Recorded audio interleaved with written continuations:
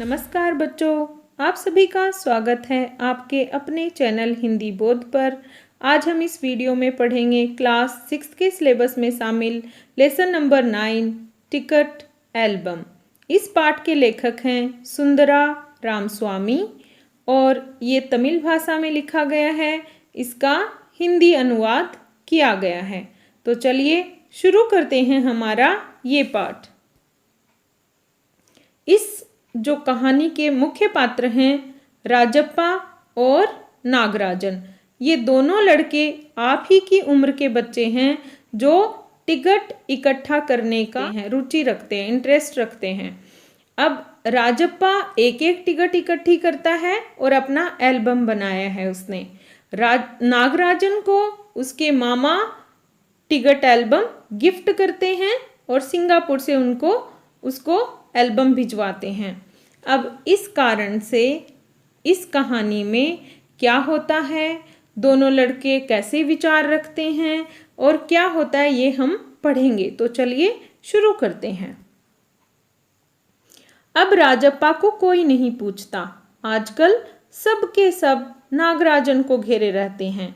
नागराजन घमंडी हो गया है। राजप्पा सारे लड़कों में कहता फिरता, पर लड़के भला कहाँ उसकी बातों पर ध्यान देते। नागराजन के मामा जी ने सिंगापुर से एक एल्बम भिजवाया। अब देखिए, राजप्पा के एल्बम को अभी कोई नहीं पूछता है। उसका कारण है नागराजन के पास एक नया एल्बम आया है और वो सिंगापुर से उसके मामा जी ने भिजवाया है। और नागराजन घमंडी प्राउडी हो गया है। ये बात राजप्पा सभी लड़कों को कहता फिरता। वह लड़कों को दिखाया करता। सुबह घंटी के बजने तक सभी लड़के नागराजन को घेरकर एल्बम देखा करते। आधी छुट्टी के वक्त भी उसके आसपास लड़कों का जमघट लगा रहता। कई लोग टोलियों में उसके घर तक हो आए। नागराजन शांतिपूर्वक सभी को अपना एल्बम दिखाता, पर किसी को हाथ नहीं लगाने देता। एल्बम को गोद में रख लेता और एक एक पन्ना पलटता। लड़के बस देखकर खुश होते। अब देखो, इसमें बताया गया है कि सब बच्चे नागराजन के एल्बम को देखते हैं, सुबह स्कूल की घंटी बजने तक और लंच ब्रेक में भी। और कई बच्चे तो ग्रुप बना बना के उसके घर तक भी एल्बम देखने गए। पर नागराजन सबको अपनी ही गोद में रख के एल्बम को दिखाता, किसी को हाथ नहीं लगाने देता। आगे है, और तो और कक्षा की लड़कियां भी उस एल्बम को देखने के लिए उत्सुक थीं। पार्वती लड़कियों की अगवा बनी और एल्बम मांगने आई। लड़कियों में वही तेज तर्रार मानी जाती थी। नागराजन ने कवर चढ़ाकर एल्बम उसे दिया। शाम तक लड़कियां एल्बम देखती रही, फिर उसे वापस कर दिया। अब यहाँ बताया गया है कि लड़कियां भी नागराजन के एल्बम को देखने में इंटरेस्ट ले रही थी और उन सब का जो ग्रुप था उसकी लीडर थी पार्वती नाम की लड़की, और वो नागराजन से एल्बम मांगने गई। नागराजन को फिर देखकर एल्बम उन्होंने रिटर्न कर दिया। आगे है, अब राजप्पा के एल्बम को कोई पूछने वाला नहीं था। वाकई उसकी शान अब घट गई थी। राजप्पा के एल्बम की लड़कों में काफी तारीफ रही थी। मधुमक्खी की तरह उसने एक एक करके टिकट जमा किए थे। उसे तो बस एक ही धुन सवार थी। अब यहाँ पर बताया गया है कि किस प्रकार राजप्पा ने अपने एल्बम के लिए टिकट इकट्ठी की थी, कैसे उसने कलेक्ट की टिकट। तो उसको कंपेयर किया है मधुमक्खी से, हनी बी से कंपेयर किया है। मधुमक्खी जिस प्रकार शहद इकट्ठा करती है, हनी इकट्ठा करती है, वैसे ही वो टिकट इकट्ठा करता था। कैसे, वो बताया गया है आगे। सुबह 8 बजे वह घर से निकल पड़ता। टिकट जमा करने वाले सारे लड़कों के चक्कर लगाता। 2 ऑस्ट्रेलिया के टिकटों के बदले एक फिनलैंड का टिकट, 2 पाकिस्तान के बदले एक रूस का। बस शाम जैसे ही घर लौटता, बस्ता कोने में पटक कर अम्मा से चबेना लेकर निक्कर की जेब में भर लेता और खड़े खड़े कॉफी पीकर निकल जाता। 4 मील दूर तक अपने दोस्त के घर से कनाडा का टिकट लेने पगडंडियों में होकर भागता। अब देखो, इसमें बताया गया है कि आज तक राजप्पा ने कैसे टिकट इकट्ठी की। तो स्कूल से आता, बैग अपना रखता और मम्मी से कुछ भी खाने का लेकर अपनी पॉकेट में रख लेता और कॉफी तो खड़ा खड़ा ही पीता और चल देता। और किसी दोस्त के घर जाकर 2 ऑस्ट्रेलिया जो इम्पोर्टेंट देश है उसकी टिकट लेता और जो उसके पास ज़्यादा टिकट होती वो 2 भी दे देता किसी किसी को। तो ऐसे वो पगडंडियों सकड़े रास्ते से होते हुए जाता और अलग अलग जगह जाकर टिकट इकट्ठी की। पगडंडी जैसा आप पिक्चर में देख रहे हैं। उसका एल्बम सबसे बड़ा था, गांव भर में उसका एल्बम सबसे बड़ा था। सरपंच के लड़के ने उसके एल्बम को 25 रुपए में खरीदना चाहा था, पर राजप्पा नहीं माना। घमंडी कहीं का, राजप्पा बड़बड़ाया था। फिर उसने तीखा जवाब दिया था, तुम्हारे घर में जो प्यारी बच्ची है ना, उसे दे दो 30 रुपए में। सारे लड़के ठहाका मारकर हंस पड़े थे। अब इसमें बताया गया है कि कैसे राजप्पा अपने एल्बम को एक परिवार के सदस्य की तरह इम्पोर्टेंस देता था। सरपंच के जो गांव का मुखिया है उसके लड़के ने कहा कि 25 रुपए में दे दो तुम्हारा एल्बम, तो उसने कहा तुम्हारे घर की जो बच्ची है उसको दे दो 30 रुपए में।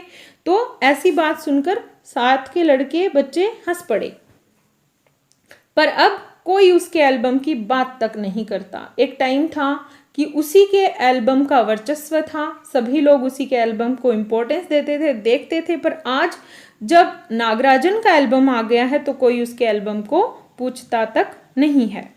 और तो और अब सब उसके एल्बम की तुलना नागराजन के एल्बम से करने लगे हैं। सब कहते हैं राजप्पा का एल्बम तो फिसड्डी है। अब सब बच्चे कंपेयर करने लगे हैं दोनों के एल्बम को और क्या कहने लग गए हैं कि ये तो अच्छा एल्बम नहीं है। किसका? राजप्पा का। पर राजप्पा ने नागराजन के एल्बम को देखने की इच्छा कभी नहीं प्रकट की, लेकिन जब दूसरे लड़के उसे देख रहे होते तो वह नीची आंखों से देख लेता। सचमुच नागराजन का एल्बम बेहद प्यारा था, पर राजप्पा के पास जितने टिकट थे उतने नागराजन के एल्बम में नहीं थे। पर खुद उसका एल्बम ही कितना प्यारा था, उसे छू लेना ही कोई बड़ी बात थी। इस तरह का एल्बम यहाँ थोड़ी मिलेगा। एल्बम के पहले पृष्ठ पर मोती जैसे अक्षरों में उसके मामा ने लिख भेजा था। अब देखो यहाँ पर बताया गया है कि राजप्पा का जो एल्बम है उसमें टिकट ज़्यादा हैं, पर नागराजन का एल्बम डेकोरेटेड है और सुंदर है। और क्या लिखवा के भेजा है उसके मामा ने? पहले पृष्ठ पर, पहले पेज पर लिखा हुआ था AM नागराजन, उसके बाद लिखा हुआ था इस एल्बम को चुराने वाला बेशर्म है। ऊपर लिखे नाम को कभी देखा है? यह एल्बम मेरा है। जब तक घास हरी है और कमल लाल, सूरज जब तक पूर्व से उगे और पश्चिम में छिपे, उस अनंत काल तक के लिए यह एल्बम मेरा है और रहेगा। लड़कों ने इसे अपने एल्बम में उतार लिया। लड़कियों ने झट कापियां और किताबों में टीप लिया। तुम लोग ये नकल क्यों करते हो, नकलची कहीं के? राजप्पा ने लड़कों को गुड़की दी। सब चुप रहे, पर कृष्णन से नहीं रहा गया। अब देखो इसमें बताया गया है कि उसके मामा जी ने एल्बम के पहले पृष्ठ पर जो लिखवाया कि ये एल्बम कोई चुरा नहीं सकता है, ये एल्बम किसका है? नागराजन का, मेरा। अर्थात ऊपर लिखा हुआ नाम कभी देखा है? और बताया जब तक घास हरी है, ग्रास ग्रीन है, कमल का जो फूल है वो लाल है, रेड कलर का है, सूरज जब तक ईस्ट में, पूर्व में उगेगा और पश्चिम में छिपेगा, तब तक ये एल्बम मेरा है। ये लाइनें इतनी अच्छी लगी कि लड़कों ने तुरंत अपने जो भी वो टिकट इकट्ठा करने का एल्बम बना रहे थे उस पे उतार लिया और लड़कियों ने अपने कॉपियों में उतार लिया। तो इस बात से चिढ़ गया कौन? राजप्पा। उसने लड़कों को क्या कहा? नकलची हो तुम तो, तुरंत उसको कॉपी कर लिया, ऐसे नकलची हो। तो सब लोग चुप रहे, पर कृष्णन नाम के लड़के ने कहा जा जा, जलता है ईर्ष्यालु कहीं का। उसने क्या कहा? तुम तो नागराजन के एल्बम से जलने लग गए हो, ईर्ष्या करने लग गए हो। तो क्या कहा जवाब में? क्या कहा राजप्पा ने? मैं काहे को जलूं, जले तेरा खानदान, मेरा एल्बम उसके एल्बम से कहीं बड़ा है। राजप्पा ने शान बघारी। उसको पता है कि तेरे इंपॉर्टेंस तो कम हो गई, फिर भी उसने कहा मेरा एल्बम उससे कहीं ज्यादा अच्छा है। अरे उसके पास जो टिकटें हैं वह हैं कहीं तेरे पास? सब क्यों, बस एक इंडोनेशिया का टिकट दिखा दे। अरे पानी भरोगे? हाँ, कृष्णन ने छेड़ा। अब कृष्णन ने कहा कि उसके पास जो इम्पोर्टेंट देशों की टिकट हैं वो तुम्हारे पास तो नहीं है, इंडोनेशिया का ही दिखा दो। पर मेरे पास जो टिकट हैं वह कहाँ हैं उसके पास? राजप्पा ने फिर कहा। उसके पास जो टिकट है वही दिखा दो। कृष्णन कम थोड़ी था। ठीक है, 10 रुपए की शर्त, मेरे वाले टिकट दिखा दो। तुम्हारा एल्बम कूड़ा है। कृष्णन चीखा। हाँ हाँ कूड़ा। लड़के जैसे कोरस गाने लगे। अब कृष्णन की जो बात है उसको रिपीट करने लग गए दूसरे लड़के। राजप्पा को लगा अपने एल्बम के बारे में बातें करना फालतू है। उसने कितनी मेहनत और लगन से टिकट बटोरे इकट्ठे किए। सिंगापुर से आए एक पार्सल ने नागराजन को एक ही दिन में मशहूर कर दिया, फेमस कर दिया। पर दोनों में कितना अंतर है ये लड़के क्या समझेंगे। राजप्पा मन ही मन कुढ़ रहा था। उसको बिल्कुल अच्छा नहीं लग रहा था। मन ही मन उसको ईर्ष्या होने लग गई थी और वो दुखी हो गया था। स्कूल जाना अब खलने लगा था और लड़कों के सामने जाने में शर्म आने लगी। आमतौर पर शनिवार और रविवार को वो टिकट की खोज में निकल जाता था, परंतु अब घर में घुसा रहता। दिन में कई बार अपने एल्बम को पलटकर देखता, रात को लेट जाता। सहसा जाने क्या सोचकर उठता, ट्रंक खोलकर एल्बम निकालता और एक बार पूरा देख जाता। उसे एल्बम से चिढ़ होने लगी थी। उसे लगा एल्बम वाकई कूड़ा हो गया है।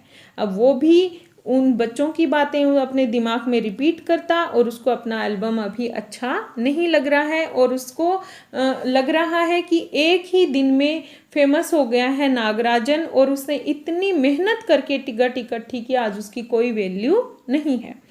उस दिन शाम उसने जैसे तय कर लिया था वह नागराजन के घर गया। अब कोई कितना अपमान सहे। नागराजन के हाथ अचानक एक एल्बम लगा है। बस यही ना, वह क्या जाने टिकट कैसे जमा किए जाते हैं, एक एक टिकट की क्या कीमत होती है, वह भला क्या समझे। सोचता होगा टिकट जितना बड़ा होगा वह उतना ही कीमती होगा, या फिर सोचता होगा बड़े देश का टिकट कीमती होगा, वह भला क्या समझे। उसके पास जितने भी फालतू टिकट हैं उन्हें टरका कर उससे अच्छे टिकट झाड़ लेगा। कितनों को तो उसने यूं ही उल्लू बनाया है। कितनी चालबाजी करनी पड़ती है। नागराजन भला किस खेत की मूली है। अब देखिए इसमें बताया है कि राजप्पा सोचता है कि वो उसके घर जाएगा और नागराजन को वो मूर्ख बना देगा। क्यों? क्योंकि नागराजन को तो एल्बम गिफ्ट में मिला है। उसको क्या पता है कि एल्बम की टिकट कैसे इकट्ठी की जाती हैं। तो ये उसको अपने पास पड़ी फालतू टिकटें देगा और उससे इम्पोर्टेंट टिकट ले लेगा। ऐसे वो अपने दिमाग में प्लान बना रहा है। और यहाँ पर एक मुहावरे का प्रयोग हुआ है, किस खेत की मूली है, अर्थात उसने और लोगों के साथ भी तो चालाकी की है तो उसके साथ भी कर लेगा। वो कौन सा समझदार है, ये इसमें कहा गया है। आगे देखते हैं। राजप्पा नागराजन के घर पहुंचकर ऊपर गया। चूंकि वह अक्सर आया जाया करता था सो किसी ने नहीं टोका। ऊपर पहुंचकर वह नागराजन की मेज के पास पड़ी कुर्सी पर बैठ गया। कुछ देर बाद नागराजन की बहन कामाक्षी ऊपर आई। अब वो उसके घर जाता है और कामाक्षी मिलती है, जो कौन है, नागराजन की बहन है। वो कहती है भैया शहर गया है। अरे हाँ, तुमने भैया का एल्बम देखा, उसने कहा। किसने? कामाक्षी ने। राजप्पा को हाँ कहने में भी हेकड़ी हो रही थी। बहुत सुंदर है एल्बम है ना, सुना है स्कूल भर में किसी के पास इतना बड़ा एल्बम नहीं है। ये किसने कहा? कामाक्षी ने। तुमसे किसने कहा?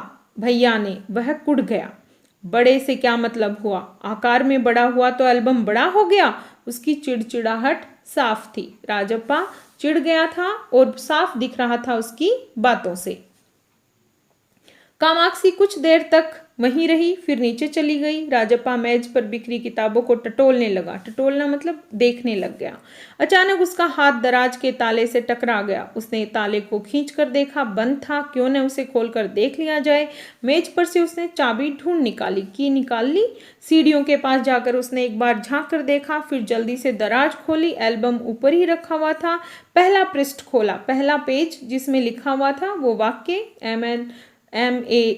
नागराजन, और ये एल्बम जब तक घास हरी है कमल लाल है तब तक मेरा है, ये वाले उसने पढ़े। एल्बम को, उन वाक्यों को उसने दोबारा पढ़ा। उसका दिल तेजी से धड़कने लगा। एल्बम को झट कमीज के नीचे खोस लिया और दराज बंद करके सीढ़ियां उतर के अपने घर चला गया। घर जाकर सीधा पुस्तक की अलमारी के पास गया और पीछे की ओर एल्बम छिपा दिया। उसने बाहर आकर झांका। पूरा शरीर जैसे जलने लगा था, गला सूख रहा था और चेहरा तमतमाने लगा था। क्यों ऐसा हुआ? क्योंकि उसने नागराजन के एल्बम को चुरा लिया, और चोरी करना गलत बात है, पर वो इस भाव को छुपा नहीं पा रहा है, तो ऐसे हाव भाव उसके हो जाते हैं। रात 8 बजे अप्पू आया। अप्पू कौन है? ये दोस्त है किसका? नागराजन का। हाथ पांव हिलाकर उसने पूरी बात कह सुनाई। क्या कह सुनाई? कि यार नागराजन का तो एल्बम चोरी हो गया। और क्या कहता है? सुना तुमने, नागराजन का एल्बम खो गया, हम दोनों शहर गए हुए थे, लौट कर देखा तो एल्बम गायब। ये कौन कहता है? अप्पू। राजप्पा चुप रहा। उसने अप्पू को किसी तरह टाला। उसके जाते ही उसने झट कमरे का दरवाजा बंद कर लिया और अलमारी के पीछे से एल्बम निकाल कर देखा। उसे फिर छिपा दिया। डर था कहीं कोई देख ना ले। रात में खाना नहीं खाया, पेट जैसे भरा हुआ था। सारा घर चिंतित हो गया। उसका चेहरा भयानक हो गया था। उसके घर वाले भी परेशान कि इसने खाना क्यों नहीं खाया, और वो खुद डरा हुआ है। रात उसने सोने की कोशिश की पर नींद नहीं आई। एल्बम सिरहाने तकिए के नीचे रखकर सो गया। सुबह अप्पू दोबारा आया। राजप्पा तब भी बिस्तर पर बैठा था। अप्पू सुबह नागराजन के घर होकर आया था। कल तुम उसके घर गए थे? अप्पू ने पूछा। राजप्पा की सांस जैसे ऊपर की ऊपर और नीचे की नीचे रह गई। फिर सिर हिला दिया। वह जिस तरह चाहे सोच ले। उसने कहा कि जो सोचे वो सोचे। कामाक्षी ने कहा था कि हमारे जाने के बाद तुम वहां आए थे, अप्पू बोला। राजप्पा को समझते देर नहीं लगी कि अब सब उस पर शक करने लगे हैं।